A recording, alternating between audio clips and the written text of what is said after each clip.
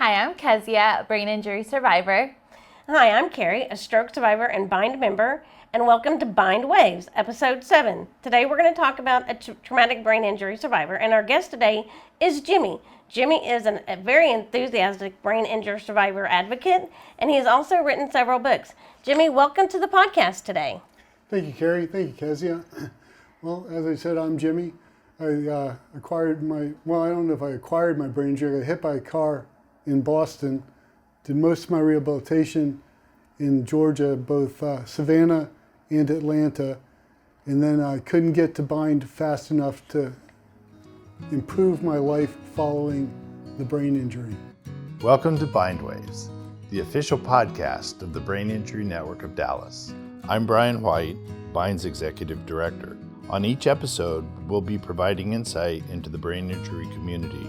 We'll be talking to members and professionals regarding their stories and the important role of Bind's Clubhouse. We work as a team to inspire hope, community, and a sense of purpose to survivors, caregivers, and the public. Thank you for tuning into Bindwaves. Let's get on with the show.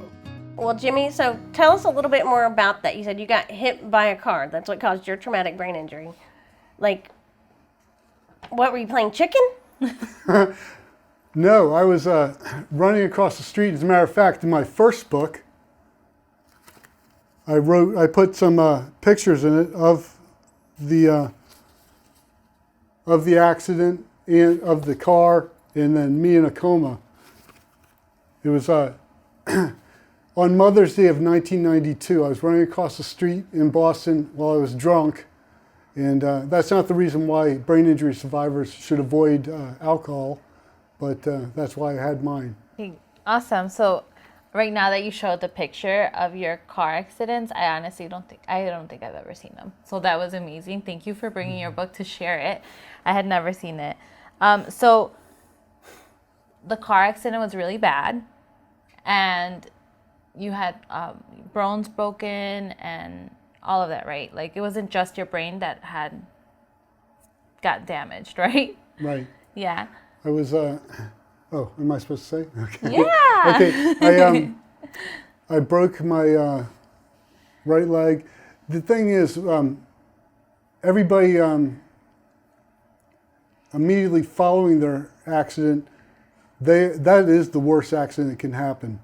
And when I do my advocacy work at Brain Injury Network of Dallas, and also Medical City Plano, I talk to the family and friends of people who've had a traumatic brain injury. And now that I'm 29 years, almost 30 years post, I tell people I had a bump on the head because I can't say that mine's worse. I drove here. I knew when I was coming here. I went to sleep when I wanted to last night. I woke up when I wanted to. I exercised. Well, today I didn't actually. But There's we time. could keep that. There's time. There's time left in the day. Yeah. And so I can't say that mine was the worst. My mom always disagrees, my dearest mother, but... Well, all our moms think that, right? Right. We're the best at everything, and if something bad happened, it was the worst. It was the worst. All moms are the same. But so, Jimmy, kind of one question that I always wonder, I have another friend that I've asked him the same thing. So, which takes longer to heal, the broken bones or the brain injury? I broke this the second time, the first time I got hit by a car with the brain injury survivors heal their bones very rapidly. So to prevent my 7 breaks in my leg from healing wrong and having to amputate the leg, they had to put a rod in my leg. And the second time I got hit by a car as a pedestrian in 1995, the same leg got hit, the rod bent, and contrary to popular belief, bones don't bend quite as well. So I had 33 breaks between my knee and my ankle in the same leg. And but I'm still, I walked in here, I drove, I do stuff, but I'm still always healing. My brain's always in recovery. Thank you. Wow, I didn't know that you had 33 broken bones. That's a lot. That's a lot. And I'm thinking maybe you need to stop walking in the street. I don't know, I'm just going to say. So what did recovery look like for you? I mean, we've kind of asked everybody that. Some people have OT, some people have PT, some people have speech. What did your recovery look like? Your brain injury recovery? Okay, immediately following my accident, I put that in my first book. Then I went to Amityville, New York, and I was in a place that's no longer there. A lot of places don't last very long, unfortunately, for brain injury recovery. And I had all the same therapies that Carrie just said, which were the OT, speech, recreational therapy, physical therapy to learn how to walk again. And I still use that now. I still use everything the same way. I sit down, I touch my legs to the back of to whatever I'm sitting on to feel it, and then sit down. And I'm always working still on my recovery with my brain injury. And one thing I'd like to say is, though, that we brain injury survivors cannot safely use alcohol or non-prescription drugs again. Okay, well, I think that's a really good tip, though. I think that's a good tip, especially because at least some of the medications that I take, having some type of alcohol or anything like that lowers the, I'm not sure. Inhibitions, and it causes you to be drowsy. Yeah, or like one of my medicine. It's like if I have one beer, it feels like three. Like it's just so much easier. So that's a really good tip, actually, Jimmy. It's a really good tip. And you were just explaining some of the things that you continue to do after having or as a recovery that never ends for a brain injury. Is there anything else like? I don't know, you had mentioned speech, that you have speech therapy, or you did have speech therapy. Is there anything that you specifically do for your speech therapy or walking or any other things? The speech therapy, I was speaking, all right, first I didn't talk for about 10 days after I came out of coma, and I don't remember many complaints from a lot of people, maybe my dearest mother, of course. And then when I was speaking again, she spoke to me in German, and I answered her. And I had studied German in the 3 years I was wiped clean from my memory by my head eliminating the windshield of the car. And also, as I put on the back of my fourth book, I hope this book lets me forget these things that I've seen, because we have a lot of different things. And one thing, all right, the main thing that I try and emphasize with people in their recovery is start writing things down. The last thing I put in my journal today was 10 o'clock, drive to bind. Sorry, today it was 8:30, drive to bind. And I'm still doing that 29, almost 30 years later. Write everything down because it helps reinforce stuff, if you can. That's the other thing I tell people also, though, is I know collegiate level graduates who can no longer read or write following a brain injury. So Right. You don't know what you're going to have after the injury. Great tips that are to be continued. I feel like you Absolutely. always do give a really good tip. That's what I saw you the first time I met you. You do the front desk, right, at Bind. You do the front desk. You're like one of the first members that I met, and you like even showed me your book that you always carry with you. So great tip.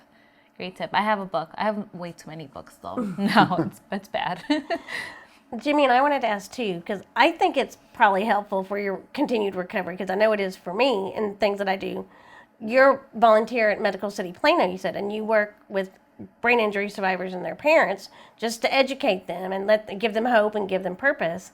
And I know that's always been helpful in my recovery, is to continue to go out and talk to new survivors and let them know that there is hope at the end, that it's, once you're back awake and alive, as hard as it may be, life continues on and you can make it what you want to make it.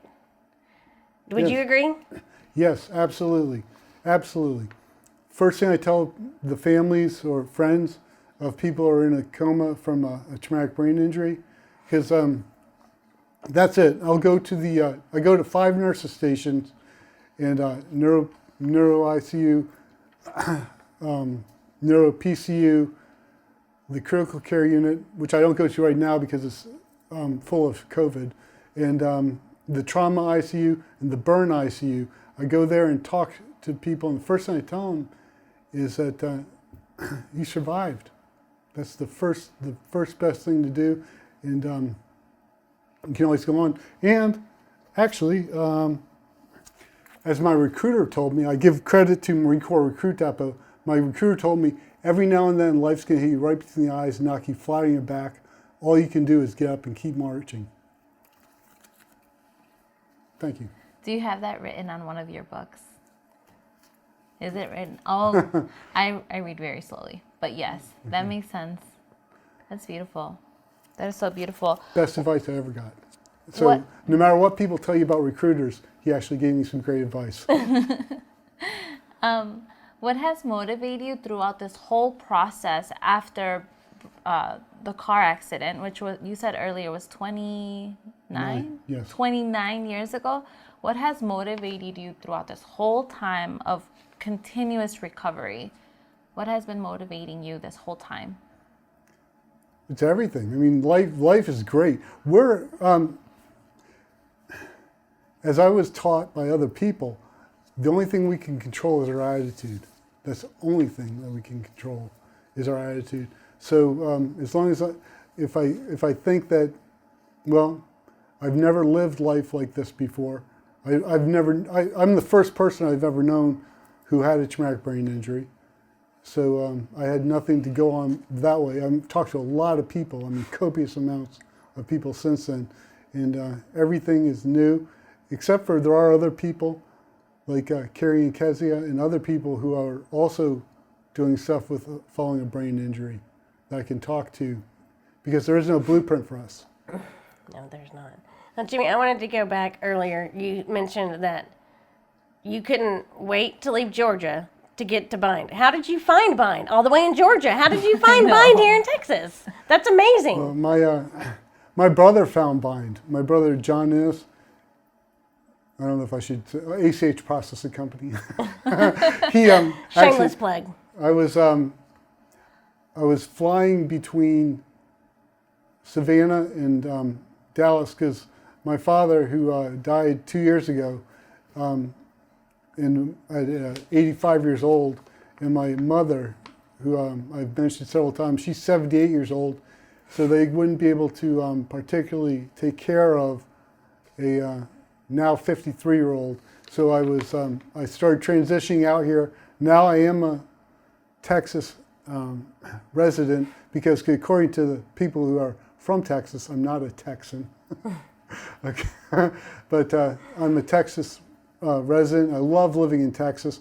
And my brother was finding me rehabilitation centers.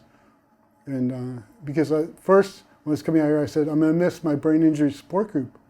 Find me something in Dallas. And he found me the Brain Injury Network of Dallas. That's awesome. Yeah, that is awesome. I can't believe that you traveled all the way over here for this, but you have learned so much at Bind, right? Yes. And what do you do here at the clubhouse? Kezia, the way you had mentioned that you knew me from sitting at the front desk. Well, that's something that helps me to have a structured day, and also to talk to people. And like I like to tell people about my job at Medical City Plano as well. I provide hope to hopeless people. That's awesome. So what I was just going to ask, but you kind of just said, I was like, if you could give one piece of advice to a brand new brain injury survivor, what would it be? And I'm going to guess hope is one of them. Yes. Yes. You're able to provide hope to others, and it helps you to reevaluate yourself. A lot of people say, I don't think about myself. Well, we have to. We have to always remember that I have to remember that I can't drink alcohol. I have to exercise. I should probably do this to cover up the belly a little bit, but we have to exercise more. There's all sorts of things we have to do to take care of ourselves. It's always, I mean, as long as you want to keep living a quality life, you're going to have to remember things and keep you in contact with other brain injury survivors. It doesn't matter if it was a bump on the head like I had, or a stroke, or any of the other terrible things that happen to people. Thank you so much, Jimmy, for being here and sharing all your tips I'm sure that everyone's going to love them and definitely need them at one time. So thank you so much, Jimmy. Thank you, Kezia. Jimmy, thank you again for taking time out of your day today and being here with us and sharing your story of a traumatic brain injury survivor. We appreciate all the knowledge and look forward to more. And we thank all our listeners for being with us again today, and we ask you to stay tuned for episode 8, Bind in the Community. Hello, my name's Jamie Fuchsel, and I've been here at Bind for 3 months. And here at Bind, they sell lovely ornaments that the members have made. If you want to get ahead of yourself for, like, say, Christmas or some parties of some sort that you're having. They have lovely ones with little Christmas trees and balls in them to make noise. Or other ones that are just real colorful. We hope you've enjoyed listening to Bind Waves and continue to support Bind and our nonprofit mission. We support brain injury survivors as they reconnect into the life, the community, and their workplace. And we couldn't do that without great listeners like you. We appreciate each and every one of you. Continue watching. Until next time. Until next time. Hello. We hope you are enjoying our podcasts. There are many ways for you to get involved in our work and support Bind's Brain Injury Network. Make a donation now at thebind.org. Shop the Bind store on our website. Become a Bind volunteer. Contact our team today to help make a difference in the lives of brain injury survivors. Don't forget, donate, shop, volunteer, and get involved.